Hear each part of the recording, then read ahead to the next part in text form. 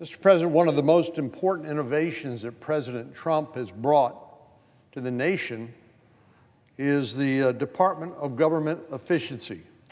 And of course, this has been headed by Elon Musk during his term as a temporary government employee. But the good news is that the work of the Department of Government Efficiency, or DOGE, as it's called around here, lives on. And that's reflected in the fact that the Office of Management and Budget has sent its first rescissions package to Capitol Hill. For those who don't follow the process and procedures here in Washington, D.C., the rescissions package is important because it allows Congress to codify the important progress that the Department of Government Efficiency has made in identifying and starting to eliminate waste, fraud, and abuse within the federal government. And what DOGE found under the leadership of Elon Musk is a target-rich environment. During the last several months, DOGE has uncovered numerous examples of blatant government waste and abuse. These range from common sense efficiency reforms to canceling programs that are outright nonsensical uses of taxpayers' hard-earned money. According to their website, the Department of Government Efficiency estimates that they've identified $175 billion in savings, or approximately $1,100 per taxpayer. Now, I know some in the media have said, well, that's peanuts. That doesn't count. Well, tell the taxpayers who have to pay $1,100 in additional taxes a year to fund an inefficient government that has waste and fraud within it. So the truth is we have more work to do, and this is just a start. That, to me, is the most important point to make. This is just a start. President Trump and Mr. Musk have changed the culture here in Washington, D.C., and change the conversation. We know that our national debt has now surpassed $36 trillion, and that is an amount of money that I know no human mind can fully comprehend. But here's how I begin to get at it. When we start to think that we are spending more money on interest on the national debt than we are to defend the nation, our most important job. That, to me, is shocking, and it is a mandate to get our spending under better control. This isn't a matter of not taxing the American people enough. There isn't enough money to tax people for. It is a spending problem, and we need to get spending under control, and we have multiple opportunities, and one of those is with this rescissions package. Now, DOGE started out with an ambitious goal of a 15% reduction in government spending of about $1 trillion. Again, this is what the media has poo-pooed and saying, well, they haven't come anywhere near their target. But again, the most important point I can make is this is just the beginning. I don't see the work of DOGE being finished, but rather being a starting place. And again, I think perhaps the most important contribution is it's changed the conversation here in Washington, D.C. When people realize the egregious expenditures of their hard-earned tax dollar, then they say, well, what more is there? Is this just scraping the surface? And the fact of the matter, it is. When I look at some of the items included in this rescissions package from the Office of Management and Budget, I think this package will sell itself, or should sell itself, to people with any common sense. For example, it rescinds $67,000, a small amount, but small amounts add up, for testing insect powder nutrition on children in Madagascar, whatever that is. Similarly, it rescinds more than $1 million for LGBTQI+ programs in places like Uganda and the Western Balkans. Why are we spending tax dollars in Uganda and Balkans for programs and projects like that. Sure, it doesn't seem like a priority to me. And if that were not enough, the DOGE recommendations now embraced within this rescissions package cuts millions of dollars for Green New Deal style programs, not in America, but around the world. The bill rescinds $6 million appropriated for net zero cities in Mexico, $500,000 for electric buses in Rwanda, and $2.1 million for climate resilience in Southeast Asia, Latin America, and East Africa. Again, budgets are about priorities, and I can't imagine a world in which these would be the most urgent priorities for the nation as our debt exceeds $36 trillion. But just when you thought these programs couldn't be more absurd, they become more absurd as you look further. It rescinds $4 million for legume systems research and $3 million for Iraqi Sesame Street. Well, I think if we were to ask my constituents back home in Texas if they want their hard-earned dollars spent for ridiculous projects like this, including creating cartoon shows in the Middle East, they would say no, loudly, emphatically. In many respects, DOGE has shown a bright light on for what has a long time been a black hole in Washington, D.C. Taxpayers know that they send a lot of their hard-earned money to Washington, D.C., and I think most Americans, patriotic Americans, if they thought that money was necessary and put to good use, then they would say, okay, that's part of the price we pay for living in the most prosperous, safest, the strongest country in the world. But when they see their money spent like this, they know something is terribly wrong. So as I say, perhaps the most important contribution that President Trump and Elon Musk and the Department of Government Efficiency has made is to shape the conversation, both on and off Capitol Hill, about government waste. Many of the incredibly impressive team members who were hired as part of the DOGE initiatives have been hired on more permanently in various agencies. So DOGE is not going away, even though Elon Musk has returned back to do work on his companies and is no longer on the federal government payroll. I'm not sure he ever got paid, by the way. I think he volunteered his time. But if you think about this for a minute, it's quite the momentous of but in some ways a paradoxical achievement. The nature of bureaucracy and government is to grow and grow and grow.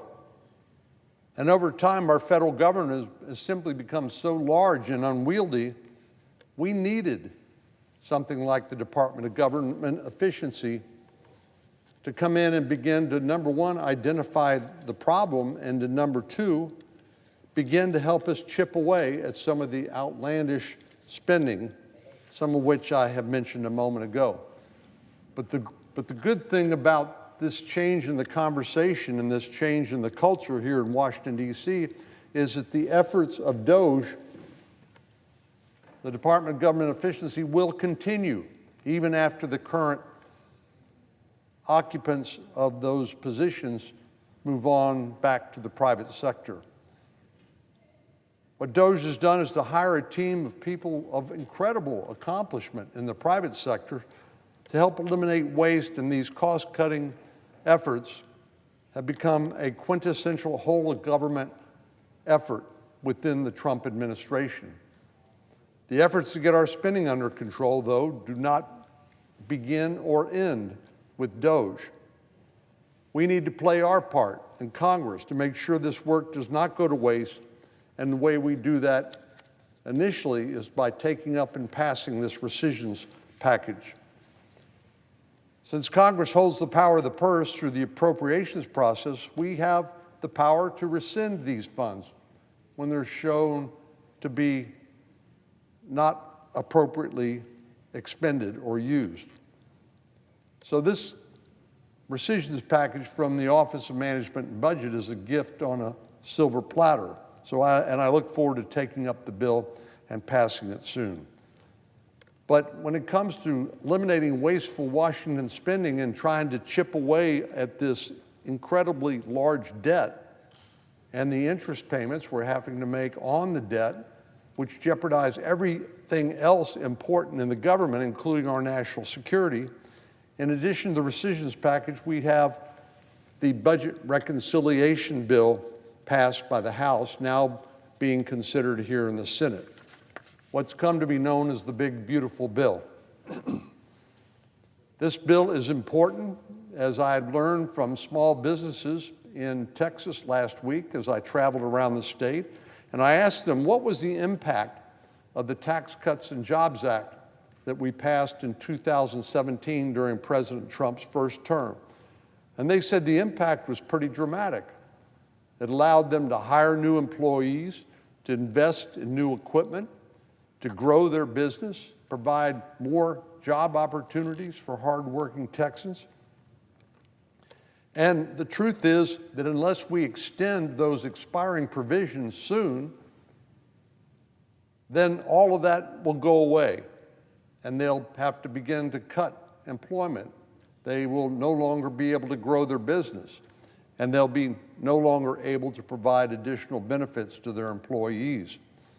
So the tax cuts that we will implement in the Big Beautiful Bill will allow those small businesses and individuals to prosper and in turn grow our economy, which will benefit everybody.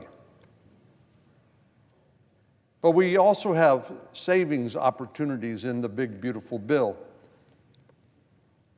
Things like eliminating the Inflation Reduction Act, which was inappropriately named.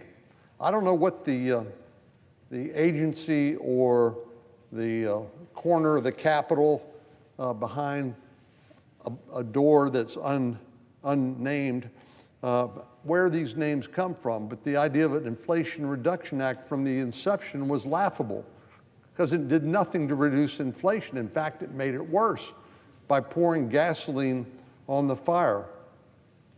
The fact of the matter is Bidenomics resulted in an incredible amount of additional spending, which created 40-year high inflation. And now that's sort of baked into the cake in everything we do here in America. You go to the grocery store, small businesses, in terms of their inputs, things that they need in order to produce their product. And if you ask folks in the agriculture sector, everything they use for inputs to grow a crop, to produce livestock, has all gone up, thanks to the wasteful spending of the Biden era. So we need to begin to cut back on some of these wasteful spending projects, and the so-called Inflation Reduction Act is an important place to start. But we also need to do smart things when it comes to some of the other expenditures of the federal government. For example, so-called means-tested programs.